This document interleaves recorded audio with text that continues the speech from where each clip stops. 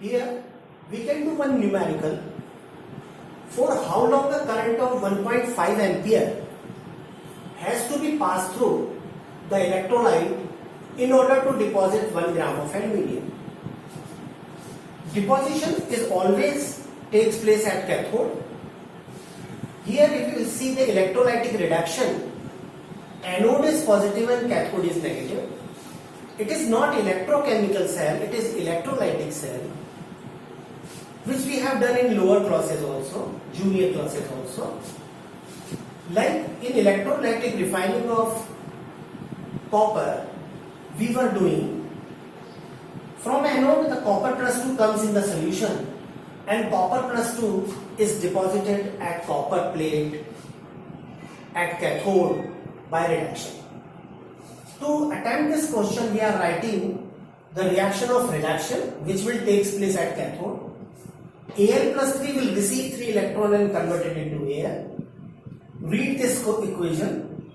1 mole of Al plus 3 when receives 3 mole of electron, 1 mole of aluminium will obtain. We can say 1 mole of aluminium plus 3 is 27 gram because the deposition is taken place in grams. When it receives 3 Faraday current, we will have 27 gram of aluminium. That means to deposit 27 gram aluminium, we require 3 into 96500 coulombs charge. 27 gram of aluminium will be deposited by 3 into 96500 coulombs. So 1 gram of aluminium will deposit by unitary method apply कर रहे हैं 3 into 96500 upon 27 coulombs. Now we will apply the second equation of Faraday. Q is equal to IT. So we will put the value of Q and I, which is given in the question, 1.5 ampere. It will come in seconds 7148. When it will be divided by 60, it will convert into minute. When once again we will divide it by 60, the time will come in hours, 1.98 hours. Here we have a problem. How we can determine the conductivity of a solution? We know the formula of conductivity, that is 1 by R, that means G, L by A. L by A we can find out later. At present we have the problem how to find the resistance of a solution. It is very easy to find the resistance of a wire. We can directly connect it in Wheatstone bridge. But the problem is how we can connect a solution. So the solution of this problem that we can use conductivity cell. In market we have different kind of conductivity cells available of different shape and size. There is one more problem. In laboratory condition we cannot use DC source. Otherwise the ions will accumulate on electrodes. Ions will not be equally distributed in solution. When they will not be equally distributed, the resistance will not come in a correct way. How we can remove this problem? We can use the AC source. So the accumulation of ions will not take place and the resistance will be perfect.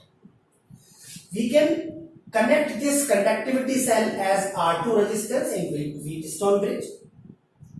R1 is a variable resistance and R3 and R4 are the well-known resistance. And we will apply the AC current. This D is detector. We can use earphone as a detector. And when there will be no noise produced, no noise will produce in earphones, that will be our null point. We can balance the R2 by varying N1 or R1, which is a variable resistance. And we can apply the formula R1 upon R2 is equal to R3 by R4. R3 and R4 are the known resistance. R1 we will come to know when the null point will come by using detector. And R2 we have to find out. When we will find out R2, we will put the value of R in it. Now L pi is the cell constant. How we can find out it? It can be calculated by using solution of known resistance and conductivity. There are a lot of solutions available whose resistance and conductivity is well known at a definite temperature. So by using this formula, we will put the value of R and K for them and we can find the cell constant L by A. Cell constant is a constant, remain constant for a particular cell for a long period of time. In this way, we can find the conductivity of the unknown solutions.